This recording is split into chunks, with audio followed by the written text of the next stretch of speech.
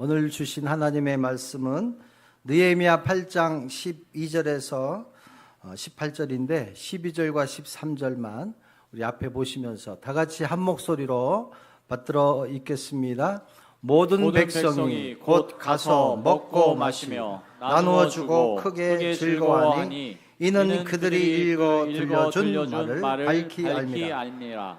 그 이튿날 뭇 백성의 족장들과 제사장들과 레위 사람들이 율법의 말씀을 밝히 알고자 하여 학사 에스라에게 모여서 아멘. 요즘 우리가 잘 쓰고 있는 단어 중에 루틴이라는 단어를 많이 알 것입니다. 루틴이 뭐냐면 잘 알겠지만 특별한 기능을 수행할 수 있도록 하는 행동 습관, 일련의 행동 방식을 루틴이라고 합니다. 좋은 긍정적인 의미에서 이 루틴은 우리의 건강도 유지할 수 있는 아주 중요한 역할을 합니다. 일정한 정해진 시간에 일어나고 또 하루에 물을 한 8컵 정도 먹고 수분도 충분히 섭취를 해야 되잖아요. 특별히 중요한 것 중에 하나가 뭐냐면 우리 예수 믿는 사람들은 사회적 관계도 중요한 것 같아요. 일방적인 사람들과만 소통하다 보면 굉장히 예수 믿는 사람들이 이기적이라는 말을 들을 수 있거든요. 사회생활도 굉장히 다양한 생활 속에서 다양한 사람들과 접촉하며 살아가는 것도 참 우리의 좋은 생활 습관이 아닌가라고 생각을 합니다. 우리 성도님들 중에서는 또 좋은 이렇게 날씨가 풀리면 2호 해수욕장 가서 운동하시는 분들도 우리 눈에 띄게 많이 보이게 됩니다. 그 중에 하나는 뭐냐면 모래밭을 걷는, 많이 계시죠? 해수욕장 아침에 가서 모래밭을 맨발로 걸으면은 어디가 좋아요? 어제 신방을 갔더니 제가 아주 귀한 설교를 잘 들었어요. 신방 가서 귀한 설교를 잘 들어서 제가 한번 실천해 보리라. 맨발로 모래밭을 걷다 보면 혈액순환은 좋아지는데 신장이 좋아진다는 거예요. 그래서 또 이번에 날씨가 풀리면 꼭 해보리라. 건강 되찾고 싶은 분들은 2호 해수욕장 아침에 제가 모래밭을 걸을 테니까 한번 동참해 보시기 바랍니다.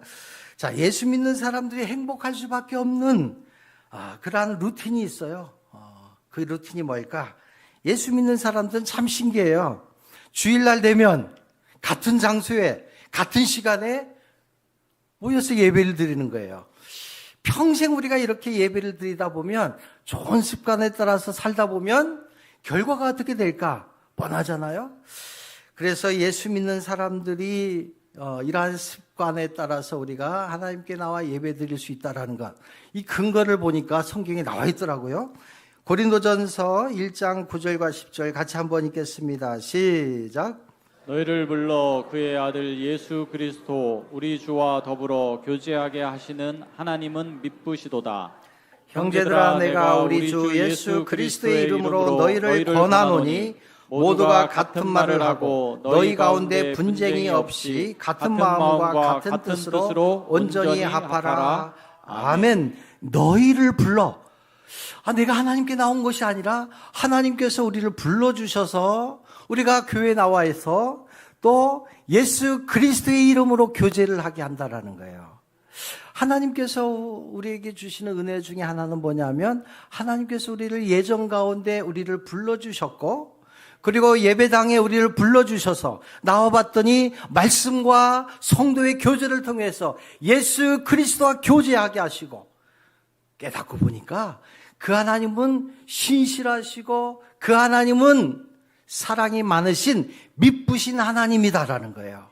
그래서 주신 말씀은 뭐냐면 형제들아, 노영종합교회 성도들아, 주신 말씀 내가 우리 주 예수 그리스도의 이름으로 너희를 권하노니 모두가 같은 말을 하고 같은 말 뭐예요?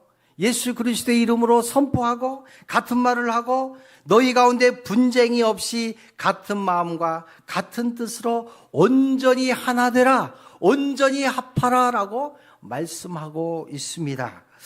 사랑하는 성도 여러분, 우리가 살아가면서 주일이 되면 놀라운 그 루틴이 일어납니다. 하나님의 백성들은 일주일 동안 각자의 삶 속에서 각자 직장에서 살다가 주일 되면 우리는 교회로 자동적으로 마치 끌려오듯이 교회로 나오게 됩니다.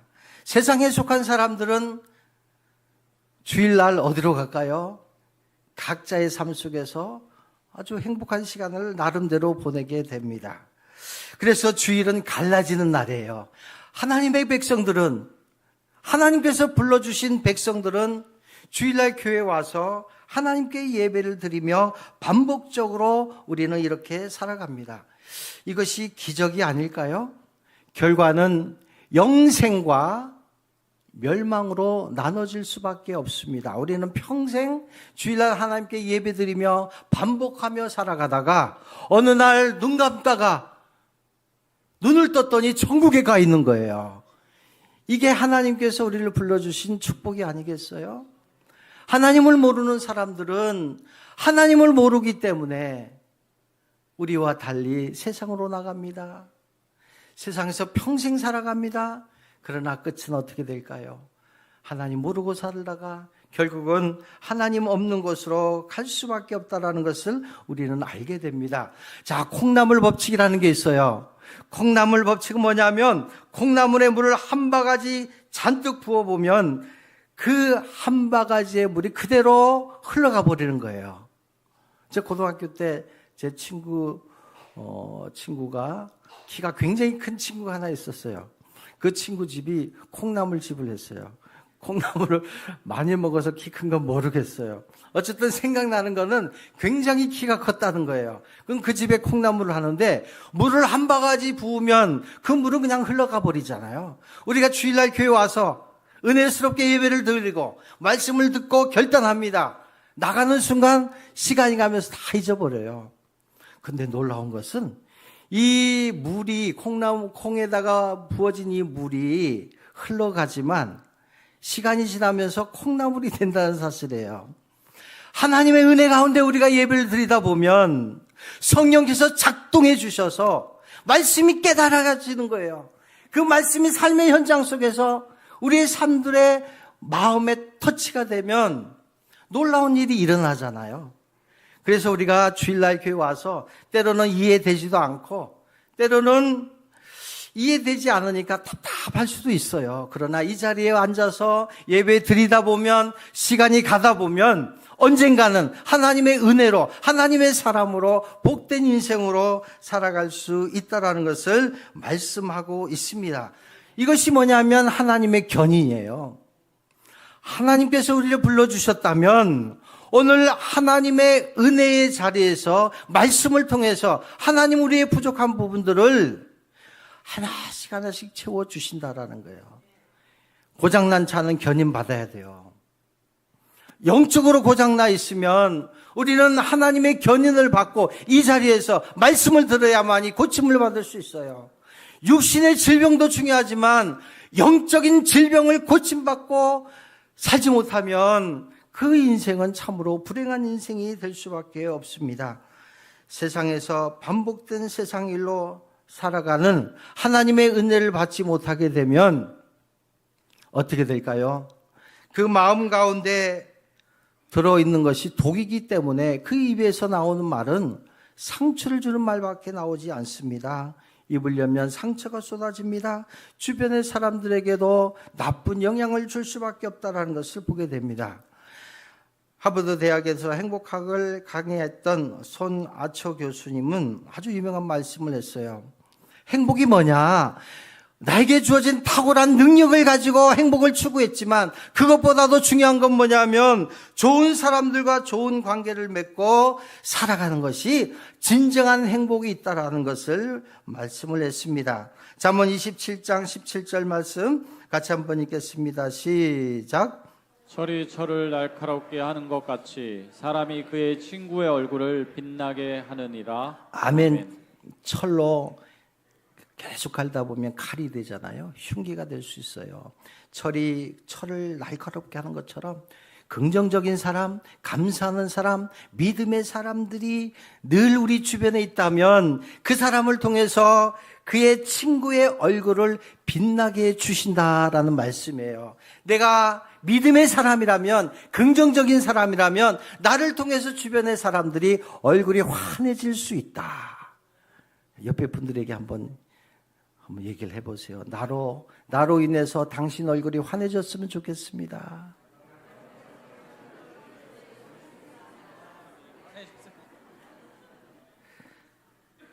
행복은 긍정적이고 믿음의 사람들과 가까이 가면 갈수록 더 우리도 모르게 행복해질 수 있다. 반대로 내 곁에 부정적인 영향을 끼치는 사람들, 공동체에 대해서 늘 부정적인 말과 불평과 원망을 늘어놓는 사람이 내 곁에 있다면 나도 모르게 그 속에 빠져갈 수 있어요.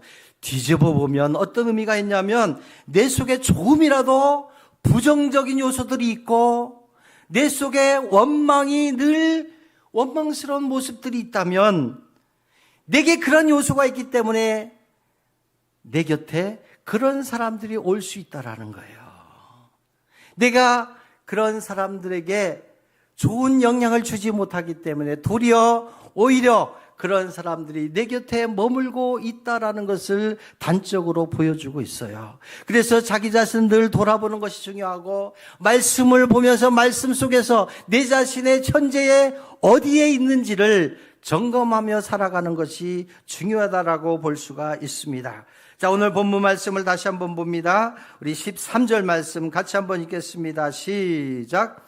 그 이튿날 묵 백성의 족장들과 제사장들과 레위 사람들이 율법의 말씀을 밝히 알고자 하여 학사 에스라에게 모여서 14절 말씀 율법에 기록된 바를 본즉 여호와께서 모세를 통하여 명령하시기를 이스라엘 자손은 7달 절기에 초막에서 거할지니라 하였고.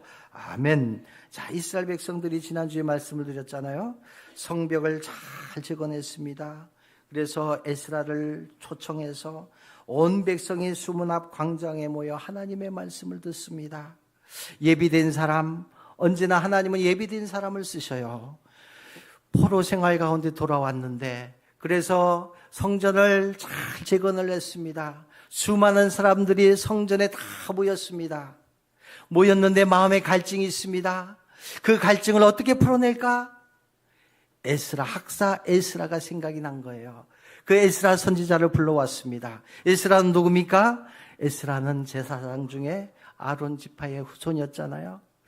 2차 포로 귀환 때 70년 동안 포로 생활 가운데 있었지만은 그 가문의 최고의 보배는 뭐냐면 두루마기에 써져 있는 그 하나님의 말씀을 늘 간직하며 살았어요. 포로 생활 가운데서도 모든 것들은 다 잃어버릴지라도 하나님의 말씀을 놓치지 않기 위해서 그 가문 아주 보배로운 것을 늘 마음에 품고 있었습니다. 2차 포로 귀환 때에 그리고 이스라엘 백성들을 데리고 돌아왔습니다.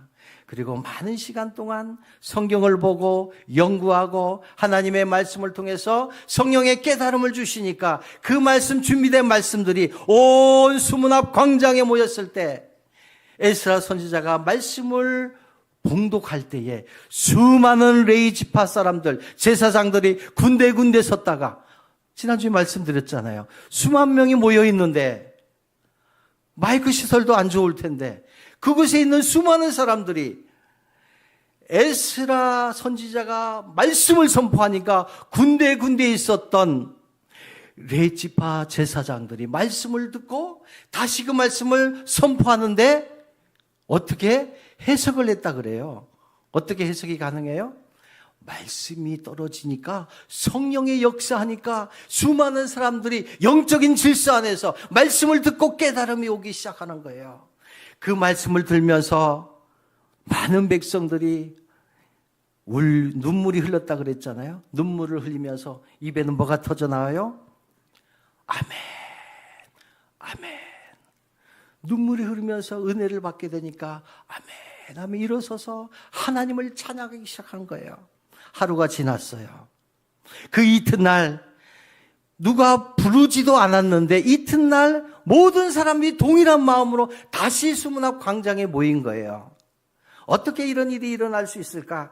그 이튿날 다시 에스라에게 모여서 율법에 기록된 바를 본즉 하나님께서 모세를 통하여 명령하기를 이스라엘 자손은 일곱째 날 정기에 초막에서 거할지니라. 하나님께서 광야 생활 가운데 어려움 가운데 또한 나그네 삶 가운데에 광야에 이동하는 곳곳에 하나님께서는 장막을 지어 그곳에서 말씀으로 하나님은 역사하셨고 이스라엘 백성들은 그곳에서 예배를 드렸는데 하나님은 초막절을 생각나게 하신 거예요. 그 이튿날 하나님께서 주신 말씀, 에스라가 말씀을 선포하니까 율법에 기록된 바를 본즉이라고 나와 있잖아요. 말씀이 선포되고 하나님의 말씀이 들려오게 되니까 그 말씀이 깨달아진 거예요. 하나님의 말씀을 깨닫게 되니까 모세와 함께 광야로 나온 이스라엘 백성들이 40년 동안 초막 생활을 했던 것이 기억이 납니다. 그리고 40년 이후에 1세대는 다 죽었지만 그 2세대들이 여호수아의 안내를 받고 가나안 땅에 들어오게 됩니다. 가나안 땅에 들어오면서 하나님의 말씀대로 절기를 지키며 광야에서 어떻게 하나님의 백성들을 인도했는가를 기억하며 감사해야 되는데 가나안 땅에 들어갔을 때 그 가나안의 화려한 문화와 그러한 우상에 빠져 살아가게 됩니다. 초막절의 은혜를 다 잊어버리고 나서는 하나님을 떠나게 됩니다. 절기신앙을 잊어버리게 됩니다. 감사를 잊어버리게 됩니다. 수문 앞 광장에 모여있는 수많은 사람들이 겉으로는 행복한 줄 알았는데 영적으로는 깊은 마음에 구멍이 생겨서 그 구멍으로 인해서 하나님께 예배를 드리긴 하는데 뭔가 채워지지 않는 것 때문에 이제는 하나님의 말씀을 제대로 들어야 되겠구나. 하나님의 말씀이 내 삶 속에 뿌리 내려야 되겠다라는 간절한 소망이 있어지게 된 거예요. 그래서 오늘 이 말씀 가운데 에스라가 성경을 펼칩니다. 백성들 앞에서 말씀을 읽을 때에 그 백성들이 하나님의 말씀을 듣게 되면서 온 성도가 일제히 한 몸처럼 한 사람처럼 움직이게 됩니다. 그래서 8장 기록에 보면 온 백성들이 일제히 일어났다라는 게 어떻게 일제히 일어날 수가 있겠습니까?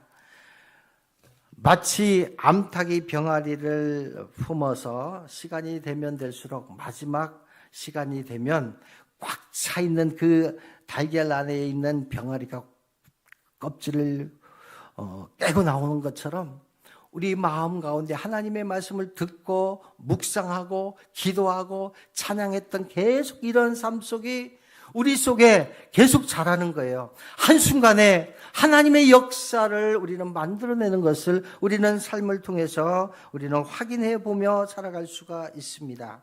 초막절의 그 감동, 그 은혜가 얼마나 놀라웠는지 무려 1000년이 되는 시간을 잊어버렸던 그 하나님의 은혜를 깨닫게 됩니다. 그러면서 15절부터 17절 말씀 이러한 반응을 하게 됩니다. 같이 한번 읽겠습니다. 시작. 또 일러스되 모든 성읍과 예루살렘에 공포하여 이르기를 너희는 산에 가서 감람나무 가지와 들감람나무 가지와 화석류 나무 가지와 종려나무 가지와 기타 무성한 나무 가지를 가져다가 기록한 바를 따라 초막을 지으라 하라 한지라. 백성이 이에 나가서 나뭇가지를 가져다가 혹은 지붕 위에 혹은 뜰 안에 혹은 하나님의 전뜰에 혹은 수문 광장에 혹은 에브라임 문 광장에 초막을 짓되 사로잡혔다가 돌아온 회중이 다 초막을 짓고 그 안에 거하니 눈의 아들 여호수아가 때로부터 그때까지 이스라엘 자손이 이같이 행한 일이 없었으므로 이에 크게 기뻐하며 에스라는 첫날부터 끝날까지 날마다 하나님의 율법책을 낭송하고 무리가 이래 동안 절기를 지키고 여덟째 날에 규례를 따라 성회를 열었느니라. 아멘. 하나님의 말씀을 듣고 또한 그 말씀을 묵상하다 보니까 큰 깨달음이 온 거예요. 오랜 시간 동안 말씀을 잊어버렸는데 하나님을 떠나고 우상 숭배했던 바벨론 포로 생활 가운데에 잊어버렸던 그 하나님이 갑자기 마음속에 작동하기 시작하면서 크게 기뻐했다라는 거예요. 크게 하나님의 은혜를 체험하게 됩니다. 그러면서 그들이 다 같이 모여서 하나님을 찬양하고 영적 회복이 일어나는 놀라운 사건이 오늘 본문에 기록되어 있습니다. 여기에 나와 있는 나뭇가지는 하나님의 백성을 의미하고 있습니다. 오늘 예배 드리고 있는 저와 여러분들 한 사람 한 사람을 의미하고 있습니다. 나뭇가지는요, 땔감에 불과해요. 하나님의 말씀이 떠나게 되면, 하나님을 잊어버리고 하나님을 떠나게 되면 우리는 세상 사람들과 동일하게 아무 쓸모없는 나뭇가지에 불과합니다. 그러나 그 나뭇가지에 하나님의 말씀이 피게 되면 그 가지에 무수한 열매를 맺혀지는 것을 우리는 확인하며 살아갈 수가 있습니다. 사랑하는 성도 여러분, 우리가 살아가면서 우리는 하나님의 은혜에 은총으로 우리는 살아갈 수가 있습니다. 자, 우리가 성지순례 갔다 오신 분들은 알잖아요. 팔레스타인의 그 사막 가운데 어떻게 나무가 자라고 또한 많은 풀들이 자랄 수 있을까? 이스라엘 백성들은 그동안 이 은혜를 잊고 살았던 거예요. 사막 가운데 풀이 자라는 것을 보면서 야, 비도 안 내리는데 어떻게 이 풀이 자랄 수 있을까? 나무가 자랄 수 있을까? 그것은 하루도 빠짐없이 새벽에 내리는 새벽 이슬의 은혜가 있었구나. 이러한 내용들을 우리가 접하잖아요. 이 얘기를 들으면서 우리는 감동을 받습니다. 우리가 살아오면서 단 하루도 하나님 은혜 없이 살아간 적은 없는데 세상 일에 많이 미쳐서 살다 보니까 세상 물질과 세상의 화려한 것에 우리는 빠져 살면서 하나님의 은혜를 잊어버리며 살아갈 때가 많이 있었습니다. 하나님의 은혜와 사랑을 먹고 사는 존재인 것을 다시 한번 이스라엘 백성들처럼 오늘 이 자리에 앉아 계신 저와 여러분들이 은혜를 회복하는 시간 되시기를 간절히 축원합니다. 초막절을 지키며 나뭇가지와 자기 자신을 동일시시켰던 지금까지 은혜를 회복하는 순간 은혜 아니면 단 하루도 살아갈 수 없음을 고백했던 이스라엘 백성들이 목 놓아 잊혔던 그 하나님을 찬양하는, 그래서 낮과 밤 그 시간 동안도 하나님은 불기둥과 구름기둥으로 인도해 주셨고 그때 하나님은 만나를 통해서 그 이스라엘 백성들에게 먹을 것을 해결해 주셨던 것처럼 우리가 지나온 날들을 돌이켜보면 모든 것이 하나님의 은혜구나. 하나님께로부터 온 인생은 하나님이 책임져 주실 것이요, 하나님 우리의 미래까지도 하나님은 우리의 모든 것들을 보장해 주시고 마지막까지 함께해 주신다는 이 사실을 우리는 믿으며 살아갈 수가 있습니다. 사랑하는 성도 여러분, 이 초막절에 광야에서 이스라엘 백성들을 함께 해주셨던 그 은혜, 이 은혜는 뭐겠어요? 하나님이 함께 하신다라는 거예요. 하나님이 함께 하신다. 나그네 길을 혼자 가는 것이 아니라 하나님과 함께 가는 것이다. 하나님께서는 늘 우리와 함께 가신 것이다. 그래서 다시 한번 하나님의 은혜를 깨달은 이스라엘 백성들, 특별히 우리가 잘 알고 있는 시편의 말씀들을 보면 모든 것이 이 다윗이 하나님의 은혜를 체험하고 나서 고백했던 내용들이 나옵니다. 시편 48편 우리 1절과 2절 말씀을 같이 한번 읽겠습니다. 시작. 여호와는 위대하시니 우리 하나님의 성 거룩한 산에서 극진히 찬양 받으시리로다. 터가 높고 아름다워 온 세계가 즐거워하며 큰 왕의 성 곧 북방에 있는 시온산이 그러하도다. 아멘. 자, 성지순례에 가서 우리는 큰 은혜를 받습니다. 큰 은혜를 받는 건 뭐냐면 그곳에 예수 그리스도가 그곳에 그 현장에 있었다라는 것 때문 아니겠습니까? 사실 골고다 언덕이라든가 또 시온산 이게 보면 보잘것없어요. 그런데도 불구하고 오늘 이 시편의 기자처럼 우리의 삶 속에 자리 잡는 건 뭐냐면 그곳에 예수 그리스도가 임재하셨고 그곳에 함께했던 그 체험했던 현장이었기 때문에 이 시편 기자는 뭐라고 고백하고 있습니까? 터가 높고 아름다워 온 세계가 즐거워하며 큰 왕의 성 북방에 있는 시온성이라라고 말씀하고 있습니다. 하나님이 함께하는 것이 우리에게 가장 큰 복이다라고 말씀하고 있습니다. 48편 5절, 7절, 8절 같이 한번 읽겠습니다. 시작. 그들이 보고 놀라고 두려워 빨리 지나갔도다. 주께서 동풍으로 다시스의 배를 깨뜨리시는도다.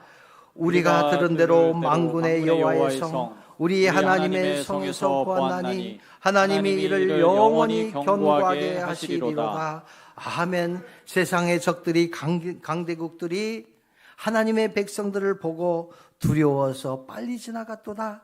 동풍으로 다시스의 배를 깨뜨리는도다. 그때 당시에 니느웨는요 가장 강력한 나라예요. 그 니느웨의 수도가 어디입니까? 니느웨의 수도는 다시스잖아요. 그 다시스에서 만든 배는 얼마나 견고하겠어요? 얼마나 안전하겠어요? 하나님의 역사가 한순간에 동풍으로 쳐버리니까 산산조각이 났다라는 거예요.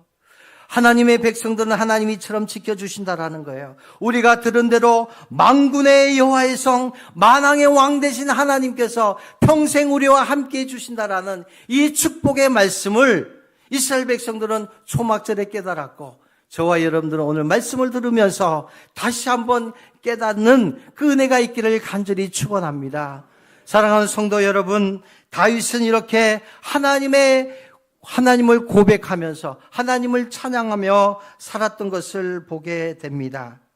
다윗이 블레셋 사람에게 이르되 너는 칼과 창과 단창으로 내게 나아오거니와 나는 만군의 왕 만왕의 왕 여호와의 이름으로 내게 나아가노니라고 고백했던 사실을 우리는 알 수가 있습니다. 오늘 우리와 평생 함께 하시는 그 하나님 만군의 여호와의 이름으로 우리와 평생 함께 하신다라고 고백하고 있습니다. 오늘 우리에게 주시는 하나님의 말씀은 하나님께서 우리와 함께 해주시는데 정말 우리에게 필요한 건 뭐냐면 정말 하나님의 은혜를 우리가 누리며 살고 있을까? 하나님의 은혜로 우리가 지금까지 살아왔다면 남은 평생이 하나님의 인도하심을 받고 살아가고 있는가? 내 마음에 하나님이 나와 함께 하신다면 여러분들 가정도 책임져 주실 줄 믿습니다. 하나님께서 우리 교회도 책임져 주실 줄 믿습니다. 이 나라 이 민족 우리는 걱정하고 있지만 하나님의 뜻이 있기 때문에 만왕의 왕 되신 그 하나님께서 이 나라 이 민족도 책임져 주실 줄 믿습니다. 이 믿음이 오늘 저와 여러분들에게 주시는 말씀이에요. 아프리카 속담, 우리가 잘 알고 있는 속담 있잖아요. 빨리 가려면 혼자 뛰어가면 되지만 우리는 천국 가는 길 손잡고 함께 가야 되잖아요. 멀리 가려면 천국 가려면 함께 가라는 거예요. 함께 가라. 우리도 사랑하는 사람과 여행을 하다가 여행을 마치면 각자 집으로 돌아가는 것처럼 어느 날 눈 감았다 뜨면 내 곁에 있어야 될 부모님들, 사랑하는 사람들 먼저 갈 때가 있잖아요. 그 상실의 아픔, 그 헤어짐의 슬픔을 늘 우리는 체험하며 살아가고 있습니다. 사랑하는 성도 여러분, 그러나 믿음의 성도들은 언젠가는 본향인 하늘나라에서 천국에서 재회의 기쁨을 만나서 영원토록 살게 된다는 것이 저와 여러분들에게 주시는 그런 축복이 아니겠습니까? 그래서 내게 맡겨진 귀한 사람들 사랑하며 사시기 바랍니다. 아껴주며 사시기 바랍니다. 우리가 생각하는 것 언젠가는 다 부질없는 거예요. 하나님의 은혜 가운데 우리가 살아가게 되면 서로 이해하게 되고 아껴주게 되는 거예요. 내 생각으로 내 판단으로 다른 사람들 판단하다 보면 결국은 안 좋은 영향을 미칠 수밖에 없어요. 오늘 우리에게 주시는 말씀은 뭡니까? 서로 함께 걸어가는 길. 그래서 오늘 이 말씀 가운데 제가 시편을 좋은 시를 하나 소개하고자 합니다. 서울대학교 상대를 졸업하고 부산시청에 근무하면서 시인이자 평론가로 활동했던 한 사람이 있었습니다. 이 사람이 유럽으로 유학을 갔다가 친구로부터 술 한 잔을 얻어먹고 막걸리 값을 이제 지불을 했어요. 근데 이 일을 빌미로 해서 잘 안 좋은 사람들과 어울렸다라는 그 대가로 1967년 동백님 사건 때 중앙정보부 지하실에 끌려가게 됩니다. 숱한 물고문과 전기고문을 받고 그 후 일종으로 평생 불구자로 살아가게 됩니다. 근데 그가 마지막에 규정한 행복이라는 것에 대해서 이렇게 얘기를 했다 그래요. 친구들에게 평생을 그래도 괜찮다 하면서 자기 자신을 소풍에 비유하면서 시를 썼습니다. 그리고 그 소풍은 참 아름다웠다고 이렇게 고백했던 것을 보게 됩니다. 그 중에 시가 행복이라는 시인데, 나는 세계에서 제일 행복한 사나이다. 대학을 다녔으니 배움에 부족도 없고, 아이가 없으니 뒤를 걱정할 필요도 없고, 집도 없으니 얼마나 평안한가. 더구나 하나님을 굳게 믿으니 이 우주에서 가장 강력한 분이 나의 빽이 있으니 나 무슨 불행이 온단 말인가. 나 하늘로 돌아가리라. 새벽빛 와닿으면 쓰러지는 이슬 더불어 손에 손을 잡고 나 하늘로 돌아가리라. 노을빛 함께 단둘이서 기슭에서 놀다가 구름 손짓하면은 나 하늘로 돌아가리라. 아름다운 이 세상 소풍 끝나는 날 가서 아름다웠다라고 말하리라. 이 천상명 이 시인 마음속에 참 불행한 삶이었잖아요. 그런데도 불구하고 행복을 노래하고 천국을 노래할 수 있는 이유가 어디 있겠습니까? 하나님이 함께해 주셨다라는 그 신앙 고백을 통해서 이 시를 오늘 오고 오는 세대들에게 전하고 있습니다. 2025년도 이제 시작되었습니다. 계속 진행될 것입니다. 더 하나님과 깊어지는 저와 여러분이 되시기를 주님의 이름으로 축원합니다. 우리 모두가, 모든 성도가 다 같이 손을 잡고 걸어가는 길에 서로 사랑하면서 천국의 놀라운 은혜를 맛보며 살아가시기를 주님의 이름으로 축원합니다.